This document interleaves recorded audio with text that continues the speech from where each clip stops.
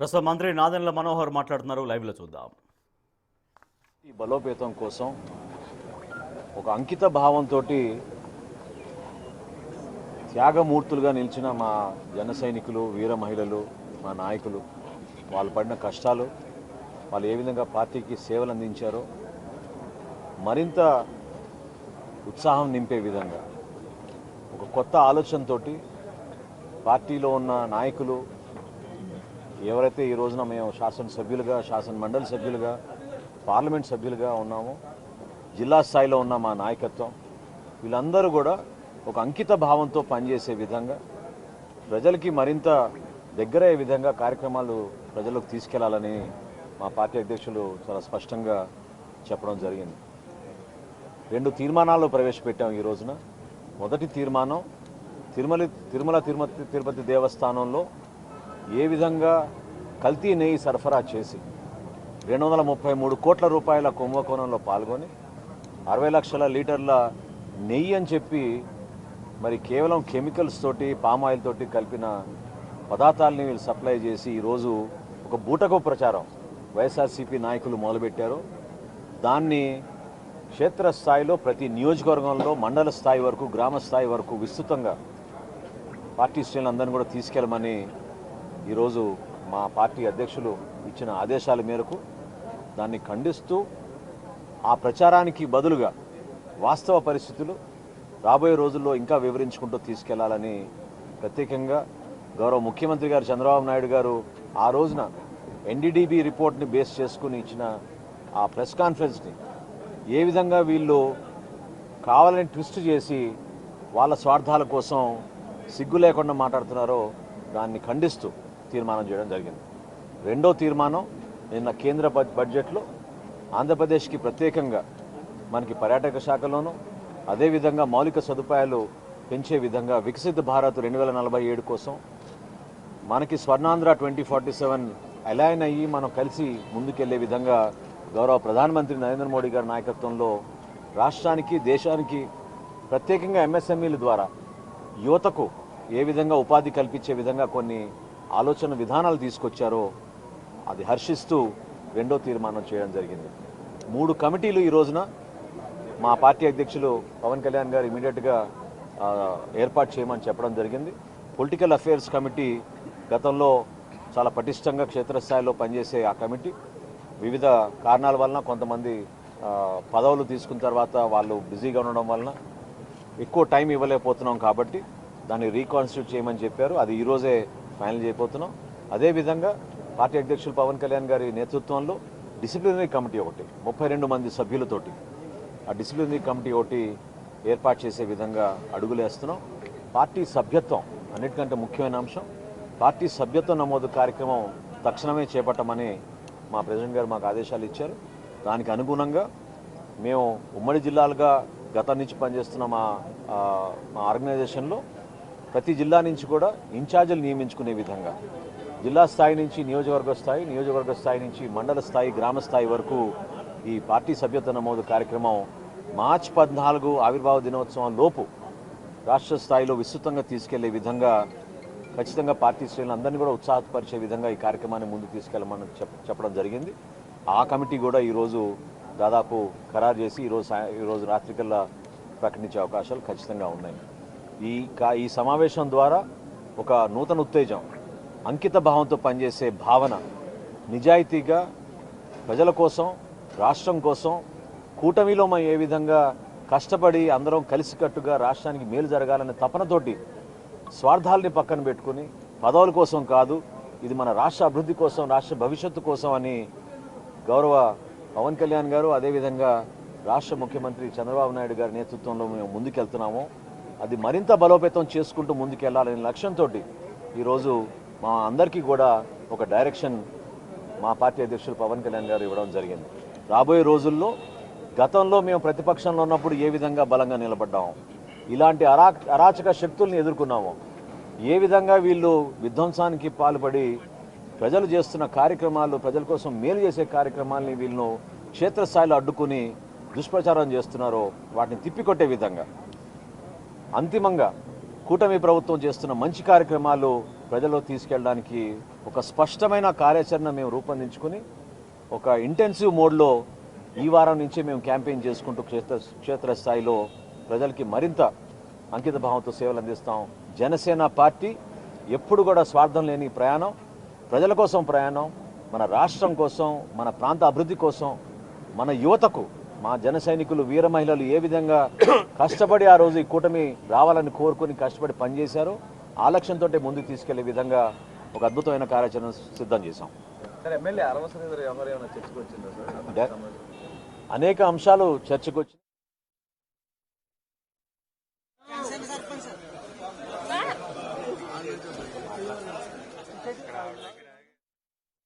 దాని వరకు మేము డిస్కస్ చేసాం. వ్యక్తిగత విషయాలు ఎప్పుడు కూడా పార్టీ పైన రుద్దకుండా పార్టీకి చెడ్డ పేరు రాకుండా చూసుకోవాల్సిన బాధ్యత ప్రతి వ్యక్తికి ఉంటుంది. ఇది ప్రతి ఒక్కరు కూడా పార్టీలో ఎన్నుకోబడ్డ ప్రజాప్రతినిధులు చాలా జాగ్రత్తగా వ్యవహరించాల్సిన ఒక ఆలోచన ప్రజల్లోకి తీసుకొచ్చే విధంగా మనం నిలబడాలి. కాబట్టి వ్యక్తిగత విషయాలు అది వాళ్ళు వ్యక్తిగతంగా వాళ్ళు సాల్వ్ చేసుకోవాలి. పార్టీకి మాత్రం ఖచ్చితంగా డిసిప్లినరీ యాక్షన్ కమిటీ ఉంది. దానికి ఒక కమిటీ వేశారు ప్రెసిడెంట్ గారు. వాళ్ళు రేపటి రోజున రైల్వే కోడూరులో పర్యటించి స్థానికంగా అక్కడ జరిగిన ఈ విషయం గురించి సమాచారం తీసుకుంటారు. శ్రీధర్ గారిని కూడా ఆ కమిటీ ముందు హాజరవ్వమని చెప్పడం జరిగింది. ఆ సమాచారం బేస్ చేసుకుని ఫర్దర్గా వాళ్ళు ప్రెసిడెంట్ గారికి రిపోర్ట్ ఇచ్చిన తర్వాత మేము మరొకసారి మీకు సమాచారం అందిస్తాం.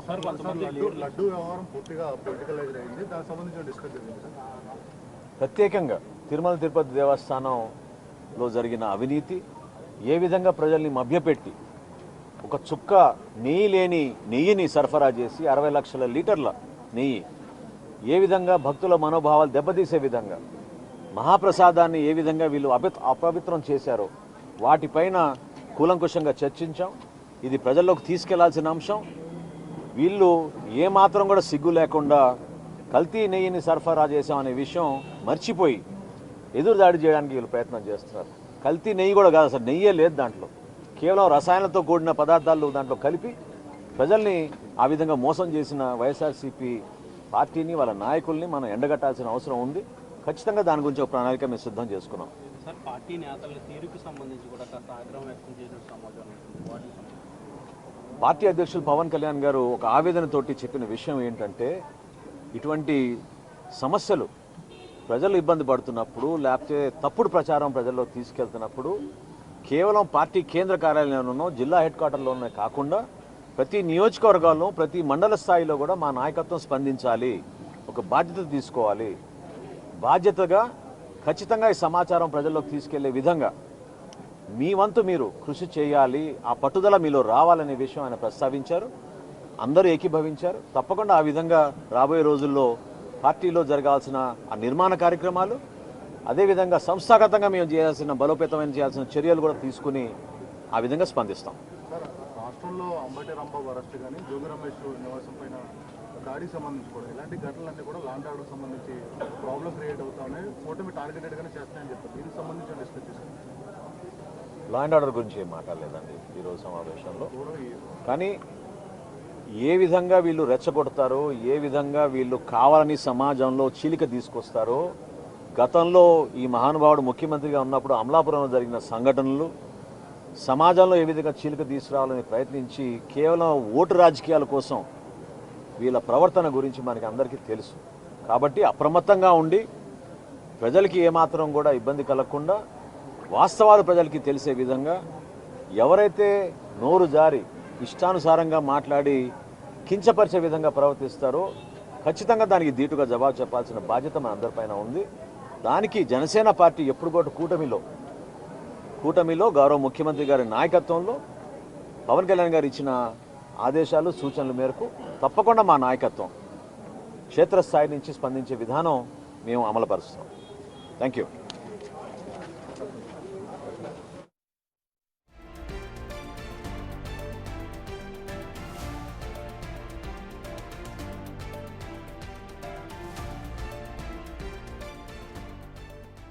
జనసేన జనరల్ బాడీ మీటింగ్ ముగిసింది. ఆ మీటింగ్లో జరిగినటువంటి నిర్ణయాలకు సంబంధించి, చర్చకు సంబంధించి మంత్రి నాదెండ్ల మనోహర్ బ్రీఫ్ చేశారు.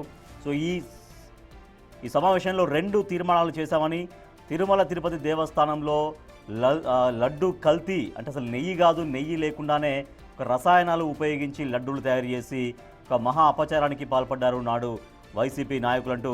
సో ఇవాళ మళ్ళీ అదే వైసీపీ నాయకులు ఆ లడ్డు విషయంలో చేస్తున్నటువంటి విమర్శల్ని ఎక్కడికక్కడ తిప్పికొట్టే విధంగా ఒక కార్యాచరణ రూపొందించామని దానికి సంబంధించినటువంటి తీర్మానం ఒకటి చేశామని చెప్తున్నారు. అలాగే మరొక తీర్మానం తీసుకుంటే కేంద్ర బడ్జెట్లో ఆంధ్రప్రదేశ్కు ప్రత్యేకంగా ప్రోత్సాహకాలు ఇచ్చినందుకు కృతజ్ఞతలు తెలుపుతూ మరొక తీర్మానం చేశామని చెప్తున్నారు. దాంతోపాటుగా 3 కమిటీలు వేసుకున్నాం. పార్టీ జనసేన పార్టీ ప్రజల్లోకి మరింతగా బలంగా వెళ్లేందుకు జనసేన పార్టీ పటిష్టత కోసంగా 3 కమిటీలు వేసుకున్నామని చెప్పారు మంత్రి నాదెండ్ల మనోహర్. అలాగే వ్యక్తిగత విషయాలు పార్టీకి చెడ్డ పేరు తీసుకొస్తాయి కాబట్టి అటువంటి విషయాల్లో పారదర్శకంగా ఉండాలి, పార్టీకి చెడ్డ పేరు తీసుకురావద్దు అంటూ జనసేన అధినేత పవన్ కళ్యాణ్ వాళ్ళకు సూచించినట్టుగా కూడా వెల్లడించారు మంత్రి నాదెండ్ల మనోహర్. అయితే ఇటీవల వస్తున్నటువంటి వ్యవహారం, ఇటీవల వెలుగు చూసిన వ్యవహారం అరవ శ్రీధర్, రైల్వే కోడూరు ఎమ్మెల్యే అరవ శ్రీధర్ వ్యవహారానికి సంబంధించి కూడా క్రమశిక్షణ కమిటీ ముందు ఆయన హాజరు కావాలంటూ అరవ శ్రీధర్ హాజరు కావాలి. అరవ శ్రీధర్ హాజరైన తర్వాత పూర్తిగా ఏం జరిగింది అనేది క్షేత్రస్థాయిలో పూర్తిగా తెలుసుకున్న తర్వాత యాక్షన్స్ ఉంటాయనేది మంత్రి నాదెండ్ల మనోహర్ స్పష్టం చేశారు.